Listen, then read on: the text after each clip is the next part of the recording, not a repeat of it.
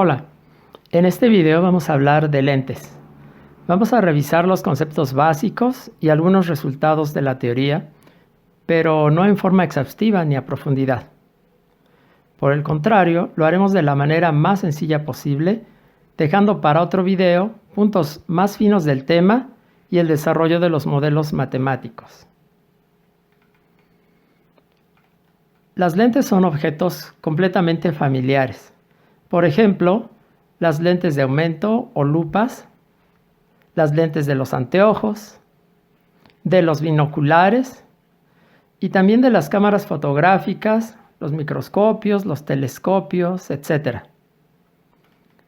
¿Pero qué es una lente? Bueno, como sabemos, una lente simple es un dispositivo óptico de un material transparente que tiene dos superficies refractoras, las cuales desvían la luz, y al menos una de ellas presenta curvatura. Si examinamos, por ejemplo, una lupa, encontramos que vista de perfil es biconvexa. Sus dos superficies refractoras son convexas.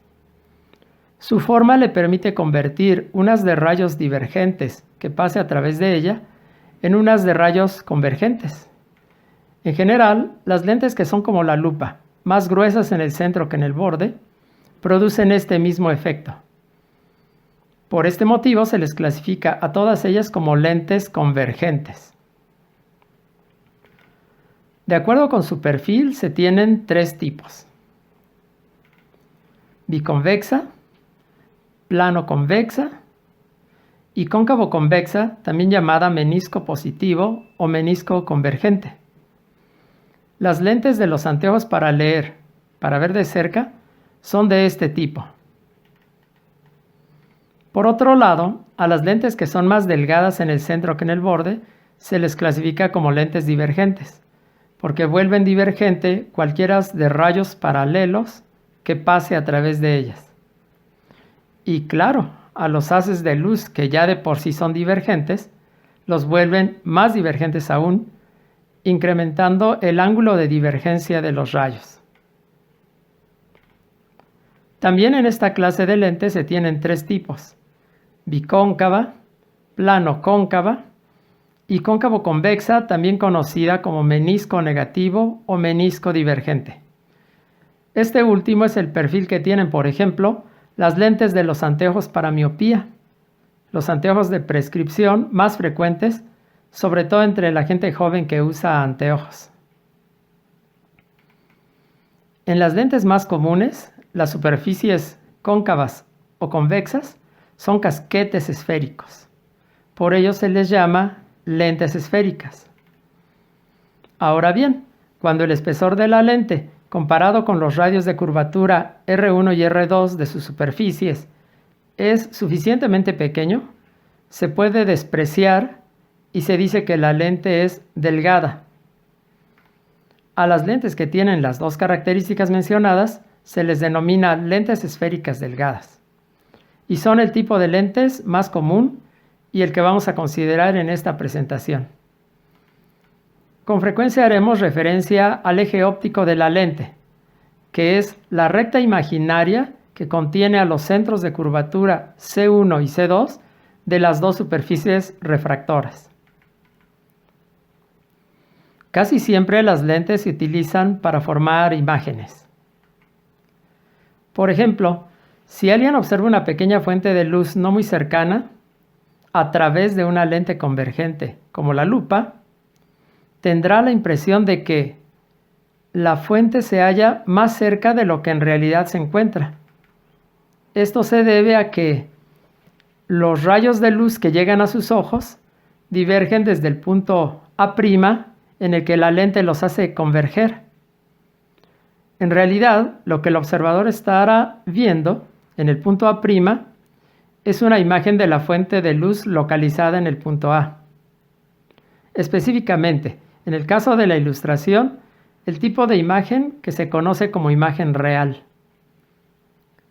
Una de las características de este tipo de imágenes es que pueden observarse de dos maneras: directamente mirando hacia la lente, como sugiere la figura, o bien proyectándolas en una pantalla. Pero las lentes convergentes también pueden formar otro tipo de imágenes. Si la fuente se encuentra muy cerca de la lente, puede ocurrir que ésta no logre hacer convergente el haz de luz. Sin embargo, al hacerlo menos divergente, es decir, con un ángulo de divergencia menor, el observador tendrá la impresión de que la fuente se encuentra sí atrás de la lente, pero más alejada de lo que se encuentra en realidad, porque los rayos parecen ahora provenir desde el punto A' en el que se intersecan sus prolongaciones hacia atrás. Lo que el observador ve en este caso es una imagen virtual de la fuente. La diferencia entre una imagen virtual como esta y una imagen real estriba en que en la imagen virtual los rayos no se intersecan realmente. Las únicas que se intersecan son sus prolongaciones hacia atrás, prolongaciones imaginarias. A diferencia de las imágenes reales, una imagen virtual no puede ser proyectada en una pantalla. La única manera de verla es mirando directamente a través de la lente. Por cierto que, de acuerdo con esta manera de clasificar a las imágenes ópticas, las que forman los espejos planos son siempre imágenes virtuales. Se localizan atrás del espejo y no se pueden proyectar en una pantalla. Pero volviendo al tema de las lentes, una observación sobre la terminología. Le llamamos objeto a cualquier objeto o cosa de la cual se puede generar una imagen por medio de la lente, y a la distancia del objeto a la lente le llamamos distancia objeto. Esta distancia se denota como S subíndice O. Análogamente, a la distancia de la imagen a la lente se le denomina distancia imagen y se le denota por S subíndice I. Lo que determina qué tipo de imagen, real o virtual, habrá de formar una lente dada y las características de dicha imagen es la distancia objeto. Y el parámetro con el que hay que comparar esa distancia es la distancia focal de la lente.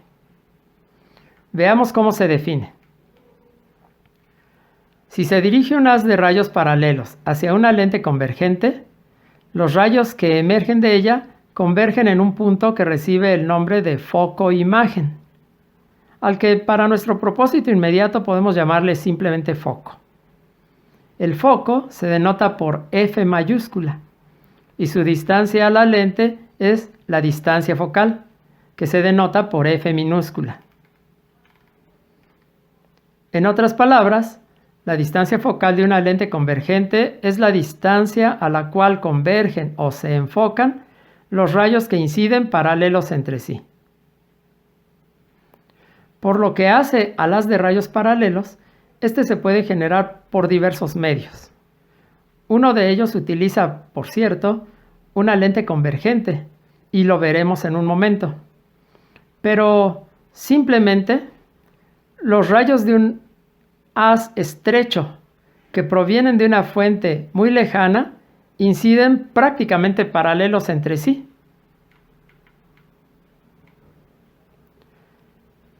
Por ejemplo, los rayos del sol.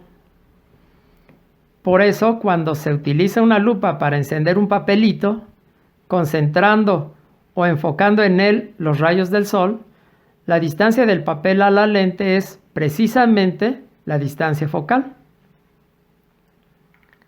Si ahora medimos esa misma distancia, la distancia focal, hacia atrás de la lente, hacia el lado donde se encuentra el objeto, y la marcamos, resulta fácil comprobar que si la distancia objeto es mayor, SO mayor que F, como muestra la figura, la imagen que se forma es una imagen real.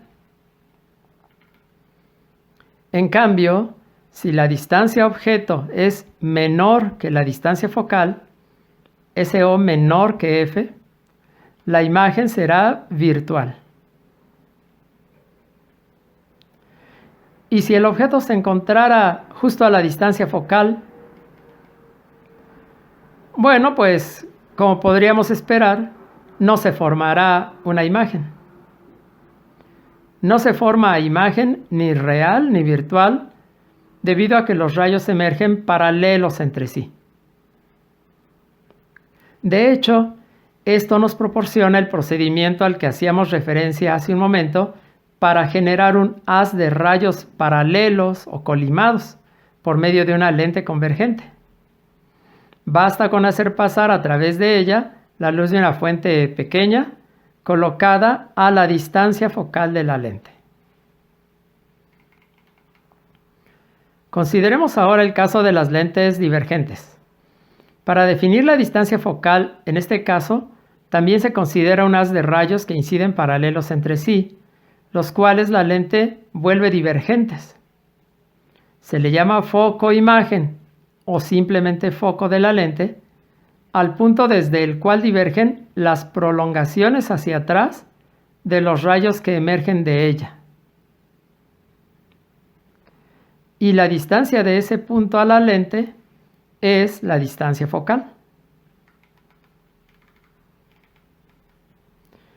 Por lo tanto, podemos decir que la distancia focal de una lente divergente es la distancia desde la que divergen las prolongaciones de los rayos que la lente vuelve divergentes, habiendo incidido paralelos entre sí. Y por lo que hace a imágenes, a diferencia de lo que ocurre con las lentes convergentes, la imagen que produce toda lente divergente de cualquier objeto real es siempre virtual, independientemente de que la distancia objeto sea mayor o menor que la distancia focal. Resumiendo, las lentes convergentes producen imágenes reales cuando la distancia objeto SO es mayor que la distancia focal F. Imágenes virtuales cuando la distancia objeto es menor que la distancia focal. Y no producen imagen alguna cuando el objeto se sitúa justamente a la distancia focal. Las lentes divergentes, en cambio, por sí solas únicamente producen imágenes virtuales. La teoría de las lentes delgadas nos proporciona un modelo matemático que relaciona a la distancia objeto con la distancia imagen y la distancia focal de la lente. Se le conoce como la ecuación de las lentes delgadas. Esta es la ecuación en su forma gaussiana. A partir de ella podemos, por ejemplo, determinar la ubicación de la imagen que formará la lente de un objeto dado si conocemos la distancia objeto SO y la distancia focal de la lente. Bastará con despejar SI de la ecuación. De otro modo, si no conocemos la distancia focal de la lente, pero podemos medir en un experimento la distancia objeto y la distancia imagen, podremos usar esta ecuación para determinar la distancia focal de la lente. La ecuación es aplicable tanto a las lentes convergentes como a las divergentes, y tanto en el caso de imágenes reales como de imágenes virtuales. Sin embargo, para que nos proporcione el resultado correcto en todos los casos, es necesario adoptar una sencilla convención de signos. Por lo que se refiere a la distancia imagen, la convención es esta. Si la imagen es real, SI será positiva. Si la imagen es virtual, SI es negativa. Ahora bien, esta convención de signos también repercute en el signo de la distancia focal. Si la lente es convergente, su distancia focal resulta positiva. Si la lente es divergente, su distancia focal será negativa. Debido a esto, a las lentes convergentes también se les conoce como lentes positivas y a las lentes divergentes como lentes negativas.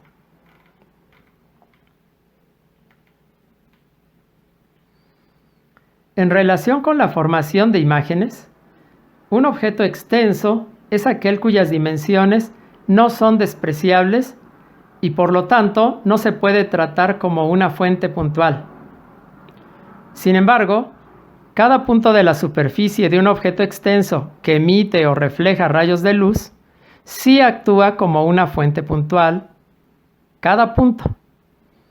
Debido a ello, la teoría de lentes para fuentes puntuales se extiende fácilmente a fin de tomar en cuenta la forma y dimensiones de los objetos extensos.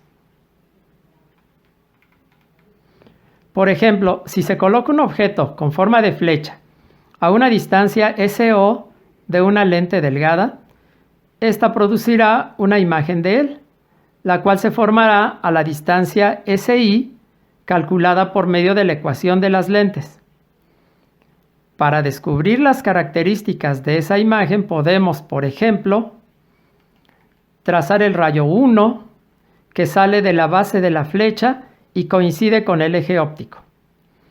Como este rayo tiene incidencia normal a las dos caras de la lente, no sufre desviación alguna. Después, seleccionamos de los rayos que salen de la punta de la flecha, dos de ellos. El marcado con el número 2, que pasa por el centro de la lente, el cual, si la lente es delgada, no sufrirá desviación apreciable al atravesarla. Y otro, el número 3, paralelo al número 1. Estos dos rayos, el 1 y el 3, al incidir paralelos entre sí, se intersecan, como sabemos, en el foco de la lente, de acuerdo con la definición de foco para una lente convergente. Pero como los rayos 2 y 3 provienen de un mismo punto del objeto, el punto A, la punta de la flecha, en el punto en el que se intersecan producen la imagen de ese punto, es decir, la imagen A' de la punta de la flecha. Y entonces ya podemos inferir correctamente cómo sería la imagen de la flecha completa. En este caso vemos que la imagen es real, invertida, o sea de cabeza, y aumentada en tamaño con respecto al objeto original. Tratándose de una imagen real, se le puede observar ya sea mirando directamente hacia la lente o bien proyectando la imagen en una pantalla. Aquí tenemos un caso real. La imagen de una ventana formada por una lupa y proyectada en una hoja de papel que sirve como pantalla. La imagen es real, como era de esperar, ya que el objeto, que en este caso es la ventana, se encuentra lejos de la lente a una distancia definitivamente mayor que la distancia focal.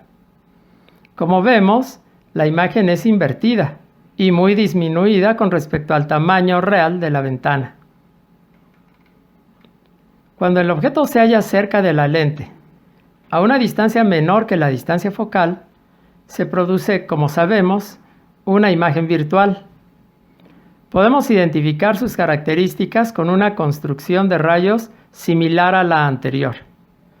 Nuevamente trazamos los rayos 1 y 3 que inciden paralelos entre sí y la lente vuelve convergentes, haciendo que se intersequen en el foco.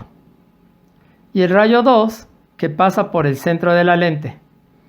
En este caso, sin embargo, los rayos 2 y 3 emergen divergentes, por lo que son sus prolongaciones hacia atrás las que, en su intersección, nos permiten ubicar al punto A', que es la imagen del punto A, esto es, la imagen de la punta de la flecha. Y con ello podemos inferir el resto de la imagen. Como vemos, en este caso la imagen es virtual, derecha y aumentada. Al ser virtual, la única manera de verla es mirando directamente hacia la lente, como sugiere la figura. Y aquí tenemos un caso real de esa situación. A través de la lupa observamos la imagen virtual, derecha y aumentada de un texto en letra pequeña colocado cerca de la lente, a una distancia ligeramente menor que la distancia focal. El parámetro que describe de manera cuantitativa las características de la imagen de un objeto extenso se llama aumento transversal. Se denota por m subíndice t y se define como el cociente del tamaño de la imagen y subíndice i entre el tamaño del objeto y subíndice o.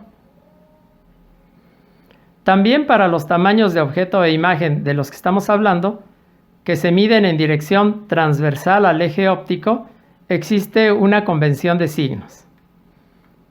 La dimensión y se considera positiva si se mide del eje óptico hacia arriba y negativa si se mide hacia abajo de este. De esta manera, el aumento transversal resulta positivo cuando la imagen es derecha, es decir, cuando tiene la misma orientación que el objeto, y es negativo cuando la imagen es invertida. Ahora bien, dado que el aumento transversal puede ser positivo o negativo, la relación de tamaños propiamente dicha nos la proporciona el valor absoluto de mt. Si este es mayor que 1, la imagen es aumentada, de mayor tamaño que el objeto. Y si es menor que 1, la imagen es disminuida, esto es, más pequeña que el objeto. Finalmente, veremos que existe una relación muy sencilla entre el aumento transversal de una imagen y las distancias objeto e imagen. Si damos un segundo vistazo a nuestra construcción geométrica, identificaremos de inmediato dos triángulos semejantes, el triángulo ABC y el triángulo A'B'C. Por la semejanza de dichos triángulos tenemos entonces que el cateto AB guarda con respecto al cateto BC la misma proporción que el cateto A'B' del otro triángulo guarda con respecto al cateto B'C. Esto es, el tamaño del objeto dividido entre la distancia objeto es igual al tamaño de la imagen dividido entre la distancia imagen. Por lo tanto, reacomodando la ecuación, descubrimos que el cociente YI entre YO, que define al aumento transversal, coincide con el cociente de las distancias imagen y objeto, SI entre SO. Pero, atención, una pequeña observación sobre los signos. El aumento transversal en el caso de nuestra figura es negativo, porque la imagen es invertida. Dado que SO y SI son ambas positivas, es necesario introducir un signo menos en nuestra relación para que sea correcta.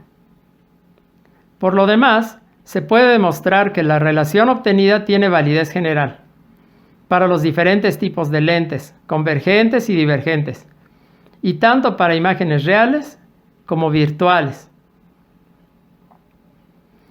Con esto completamos la descripción panorámica que nos propusimos para este video acerca de lentes. Por ahora es todo. Que estén muy bien. Hasta la próxima.